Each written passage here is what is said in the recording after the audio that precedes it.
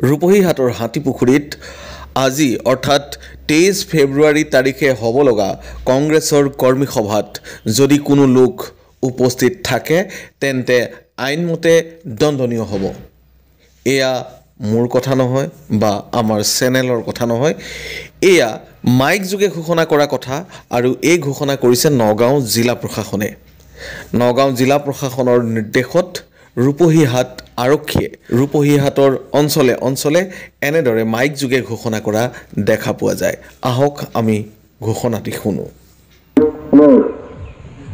ইয়াৰ দ্বাৰা জনোৱা হয় যে আজি ইংৰাজী 23 ফেব্ৰুৱাৰী 2025 তাৰিখে হাতীপুখুৰী মণ্ডল কংগ্ৰেছৰ দ্বাৰা অনুষ্ঠিত কৰিবলগীয়া কৰ্মী সভাখনৰ অনুমতি ইতিমধ্যে জিলা প্ৰশাসনে বাতিল কৰিছে।